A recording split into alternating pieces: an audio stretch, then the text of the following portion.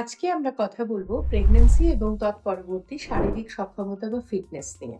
আজকে আমরা যাদের ডিল করছি তারা হচ্ছে Gen X. And we are very happy to learn যে জেন এক্স কিন্তু ফিট থাকতে চায়, ইয়াং থাকতে চায়। প্রেগন্যান্সি তাদের কাছে is just another physiological phase, যেটা একটা পার্মানেন্ট তাদের শরীরের উপর ছাপ রেখে যায়, সেটা তারা চায় না। দ্যাটস ভেরি নাইস, কারণ এই ফিটনেসের সঙ্গে কিন্তু স্বাস্থ্যও জড়িয়ে থাকে। সেজন্য আপনারা যারা প্রেগন্যান্সি এবং তারপরে ইকুয়ালি ফিট থাকতে চান যেমন আপনারা ছিলেন, তার জন্য আমরা প্রস্তুতি শুরু করতে বলবো একদম শুরু থেকে।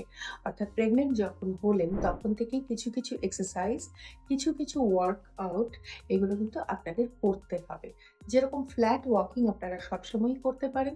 তাছাড়া কিছু ব্যাক এক্সারসাইজ, হাত, পা, ঘাড়, কাঁধ এই ব্যায়ামগুলো আপনারা থ্রু আউট প্রেগন্যান্সি চালিয়ে যাবেন। আবার কেউ, কেউ জিজ্ঞাসা করে যে কোন, কোন ব্যায়াম করলে নরমাল ডেলিভারি হতে পারে? এরকম কোনো ব্যায়াম নেই যেটা আপনাকে গ্যারান্টি দেবে যে এটা করলে নরমাল ডেলিভারি হবেই।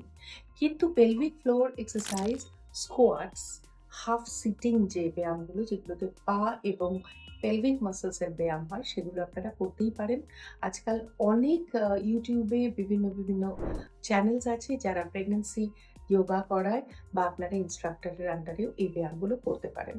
খেয়াল করবেন যে জুম্বা বা খুব ঝাঁকুনি লাগে নাচ, এই ধরনের ব্যায়ামগুলো করার আগে ডাক্তারের কাছ থেকে অবশ্যই পারমিশন নিন। কারণ কোনো, কোনো ফিজিওলজিক্যাল সেটিং এ আমরা খুব বেশি ঝাঁকুনি লাগে এরকম ব্যায়াম করতে মানা করি।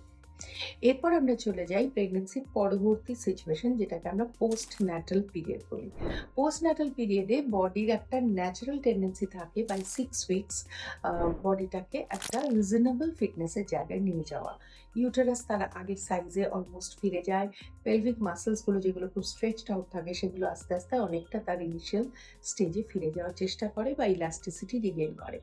এই প্রসেসটাকে অ্যাসিস্ট করার জন্য আমরা বলি পেরিনিয়াল ফ্লোর এক্সারসাইজ, যেটা কেগলস এক্সারসাইজ, সেটা একদম রেগুলারলি ডেলিভারির পর, বি ইট নরমাল ডেলিভারি বা সিজারিয়ান সেকশন, রেগুলার করবেন।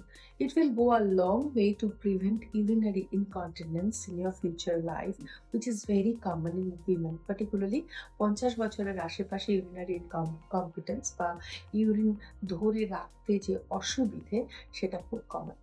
তারপর আসছি আমরা পেটের ব্যাপারে। বড়, বড় ফিল্ম স্টার বা মডেলদের দেখেন যে ওরা একদম রেগুলার জিম করছে। বাচ্চা হয়ে যাওয়ার ৬ মাসের মধ্যে আবার আগের শেপে ফিরে গেছে। ঘটনাটা কিন্তু তাই। বেল্টের উপর ভরসা করবেন না। বেল্ট আপনাকে একটা ইনিশিয়াল সাপোর্ট দেবে, চলাফেরা করতে সুবিধে হবে। পেটের যে রেকটাস মাসলস গুলোর উইকনেস থাকে সেটাকে কম্পেনসেট করবে। আপনার হাঁটা চলাটা ইজি করবে। বেল্ট কিন্তু টামি কমাতে পারবে না। টামি কমাতে হলে আপনাকে আবার টামি এক্সারসাইজ করতে হবে। সুতরাং পোস্টন্যাটাল পিরিয়ডে অ্যাপার্ট ফ্রম কেগল, টামি এক্সারসাইজ ১-১.৫ মাসের মাথা থেকে পুরো দস্তুর শুরু করতে পারেন। তার সঙ্গে হাত, হাঁটু, কাঁধ, ঘাড় এই ব্যায়ামগুলো তো করেই যাবেন। ব্রেস্ট ফিডিং করার সময় খুব ঝুঁকে বসলে অনেক সময় পিঠে ব্যথা হয়। সুতরাং ওই সময় সেতু বন্ধাসন বা ভুজঙ্গাসন বা এই ধরনের ব্যাক এক্সটেনশন এক্সারসাইজগুলো খুব কাজে দেয়। সুতরাং খাওয়ার দিকে যত্ন নিন। খুব মোটা হয়ে যান এমন খাবার খাবেন না। আর তার সঙ্গে অল্প বিস্তর ব্যায়াম করুন। অবশ্যই ফিট থাকবেন, সুস্থ থাকবেন।